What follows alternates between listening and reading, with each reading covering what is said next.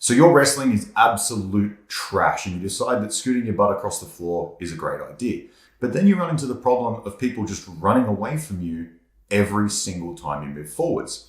Today, in this video, we're going to sort out that problem and make sure that you have reliable tools for gaining access to your training partner's knees so that you can either pull into ashiguramis or wrestle up, and it's going to make your life a lot easier. And a special edition, we're not just going to deal with running away, we're also going to deal with what happens when people decide to finally come forwards, so you'll have both methods covered no matter what they do. Enjoy.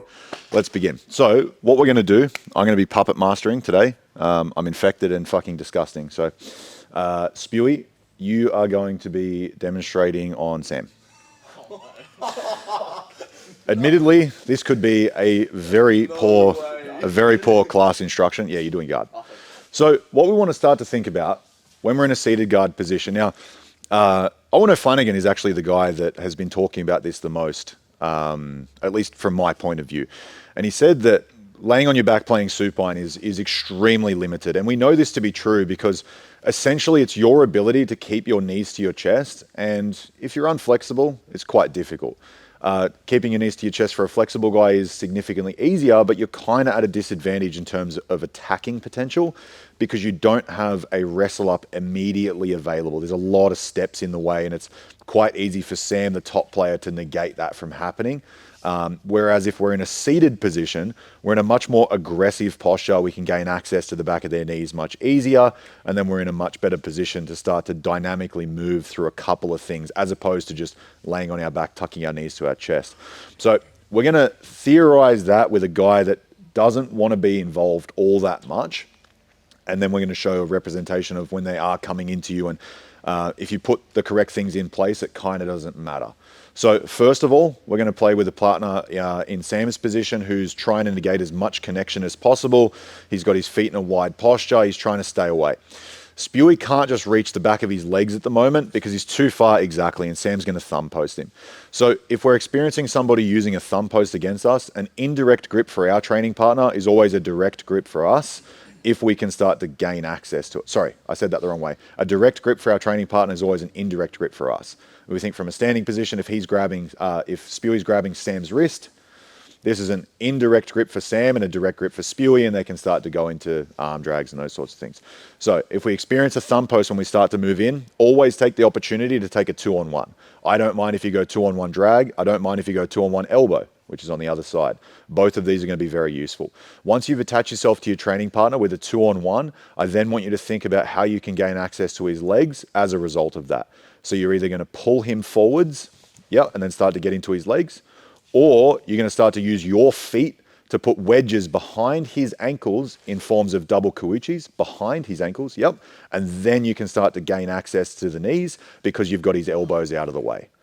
So we're just going to go through a couple of sequences of that. We've got a player who's being a little bit coy at the moment. Don't go crazy, don't go Brazilian. Leave that in. But we're going to experience somebody who's trying to run away from us. They're not really letting us get to our seated guard positions. Exactly right. So go a couple of thumb post jabs. As soon as we get connection, maybe you reach for the legs. Then you can go to arm drags. Then you can go to 2-on-1s. You can get the elbows out of the way and then start to get up towards your feet in terms of wrestle ups. Then we're going to look at a guard playing perspective off the back of this. Ready? Let's give that a go. No clapping. Now we're going to look at a situation where we're not going into wrestle ups, but we're going to use the wrestle up to get into our guard play very effectively. So same thing's going to happen. The 2-on-1 is going to be achieved based on the thumb post. Then we're going to get our feet blocking on the inside. Yep, exactly right. And instead of going towards the outside where we're going to wrestle up, we're going to keep our feet on the inside. So this can start to come up through many different opportunities. You can pull straight into a rumiashi. Yep, exactly right. You can use shin guard variations, which are a little bit longer, which may come up more often as a result of Sam putting in heavy thumb posts and keeping a lot of distance. You want to think about short offense and long offense most of the time when you're in guard play. Reason being is because sometimes they're doing such a good job at keeping distance, you're not really going to be able to just slide your way in and grab access to the knees. So you might have to opt for short offense, which in this situation would be a shin guard variation, because you don't want to overextend yourself too much and give too much opportunity away. We're going to go into that next.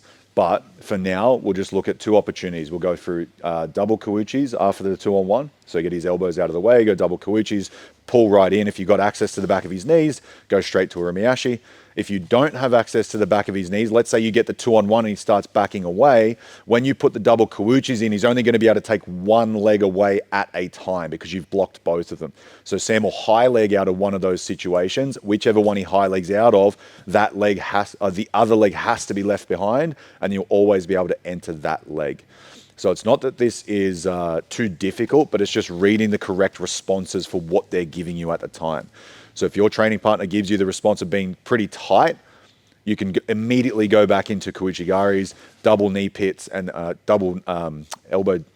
wrist deep in the knees, and then start to slide in. If they give you the backing away variation, which is very common, we've put a contingency plan in there by having 2 feet behind, so he has to choose one leg. Now we can go into our shin guard variation, throw our torso underneath, and then go through.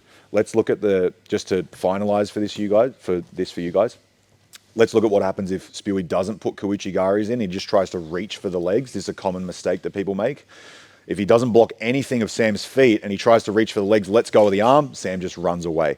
So it's really important that you guys consider having wedges behind things so that they have to choose one or the other. That way you're going to have more success because something has to be left behind. You're going to have much more connection opportunity if you keep that in mind. Let's give that a go and we'll move on. So let's have a look at a situation now where they're not necessarily backing away. They're staying at a decent distance, but they want to come forwards. And this can happen a lot, especially when they look for underhook knee cut pass variations. Where they want to jam in and go towards these situations. And this can be a little bit of a problem if you don't do one thing. So if Sam goes for an underhook knee cut and Spewy doesn't keep his knees to his chest, Sam will consolidate this pass. So let's start to play with the situation where we're using the 2-on-1 off the thumb post. Spewy goes double Kouchis. Sam goes, oh, there's a big space for an underhook here. So he starts to reach in, exactly like this. If Spewy keeps his right knee to his chest and gains connection to Sam's right leg and then falls back, his right leg, that's his left leg. He falls back as Sam tries to knee cut him. Keep your right knee to your chest. Yeah, exactly. He'll still end up with a good entry into a Rimiashi, and it kind of won't matter. This is very timing based, and you do have to be aware of what's going on when it's happening. But if you ever feel like someone's changing the pace on you instead of just running away, and they do attempt to try and cut in on you, if you just keep your knees to your chest and you recline supine as it happens, you should still be able to get to a Rimiashi. Now, once we get to this position, it's very likely that Sam's going to come up to a standing position and start to deal with a Rimiashi effectively by taking the foot off the outside hip. When this happens, just take the foot off the outside hip. When this happens, Spewy needs to make sure that his inside leg between his legs is doing a good job here. He's either going to kick him forwards over his shoulder, exactly right, gain access to the secondary leg, strip the instep grip and then reattach to a Rimiashi. Now he's got double leg control, which is an advantage. Or in the situation where he can free the grip automatically, he's going to go into false X. So he frees the grip on the foot, goes into false X. Now, false X is where your leg on the same side of your overwrap goes underneath the other leg. Yeah, like this. Now he can start to extend him away using his X. Yeah, exactly right. And then he can start to get him in towards inside Senkaku territory. If he comes back in, keeps his weight into his hands of his training partner, he's going to use his right hand to keep a grip in the lat like this. And now he can start to elevate Sam's hands. I don't know what the fuck you're doing with your legs. I don't know what you're doing with your legs. What are you doing? Yeah, and then you immediately go into false X. This is what false X looks like. If you ever forget the difference between X guard and false X is where the same side leg as your overwrap is on the bottom. If Sam switches his feet around, he's in a regular X guard because the same side as the overwrap leg is on top of the other leg. Swap his legs, he's now in false X. So now what he wants to do is extend Spewy's knee away from him so he can start to force his hands to the mat. Once he does that, he can start to rotate and pull his knees to his chest, like extending his leg, and then start to lock a figure of 4, coming into a double trouble position. Very nice, Sam. Let's give that one more go. See if Spewy can figure it out. Car crash imminent. So we've got a 2-on-1. He starts to change tact on us. He starts to come forwards. We pull our knees to our chest. We make sure that that's the pivotal detail that we remember. We start to go into a Rimiashi. He starts to come up, take the foot off the hip, exactly right. And Spewy can start to strip that grip and go into a false. No. Go into a false X. Yep, there we go. Thank you, Sam. Now he can start to extend him away to get his hands down into the mat. It's not going to be a good entry if their hands are off the mat because their weight is going to be in their legs. It's going to be very difficult to move their legs. Once their weight is in their hands, you can pull your knees to your chest, straighten that bottom leg, claim the back of the knee. No. Straighten the bottom leg. Yes, claim the back of the knee, end up in double trouble, which is going to be our finishing position in a moment. Hopefully that didn't give you as much cancer as it gave me. Let's give that a go. So we've gone over getting connection against a rather coy opponent and then also an opponent who wants to move in. Now, what we're going to do is deal with the issue that most people have in this position is that maintaining a secondary leg until they get a decent bite on the heel can be quite difficult if you don't know the order of operations. And so if you just let go of the secondary leg and then try and take a bite, usually what will happen is they'll turn the knee down to the floor. Yeah, they'll start to kick your ass and they'll run away. So while we do have the secondary leg, what we want to try and perform is some sort of joint break on the secondary. Now, if you get this, sure, by all means, that's a win. Most of the time it's quite difficult from this situation, and what we're going to do is promote them to take their foot out and worry about the secondary leg more than they are about the primary, and then we can start to take access to the primary. So the way that we do that is by taking a reverse figure four. You are doing this all wrong. This is really bad. Take your wrist underneath the Achilles. Yeah, exactly like this, and then shorten that grip, and then you're going to go towards your bicep. Once you go towards your bicep in the reverse figure four, you want to make a fist so that there's tension running through your body, and then you want to square your shoulders up towards your opponent, but turning your left shoulder back and your right shoulder forwards. Once you get to this situation, you can start to punch towards the ceiling. You're tensing a lot. You are gyrating. Anyway, punch your so turn your fist, the back of your fist to the wall over there. No. The wall over there. No. Yes, there you go. And now punch up towards the ceiling. This will give a pretty decent break. Now, what typically will happen is that Sam will sit up from this position and try and grab onto Spewy's arm. Exactly right. And when this happens, you're not going to be able to break their foot effectively because essentially the lever of which you're now breaking with is being taken away.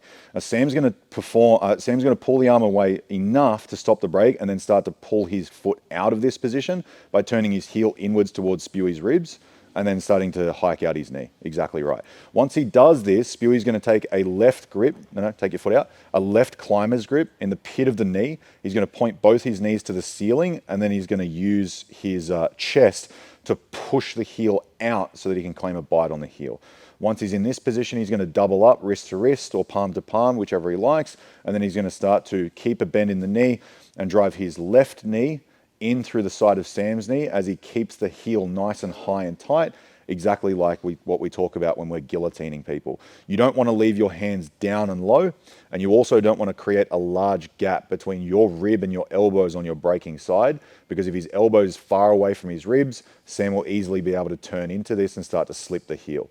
So you always want to prioritize being on your elbow, having your elbow close towards your rib line, keeping your hands nice and high and tight towards your chin, rounding your shoulders, and then it's an internal rotation of the knee at the hip. Let's go through that series one more time.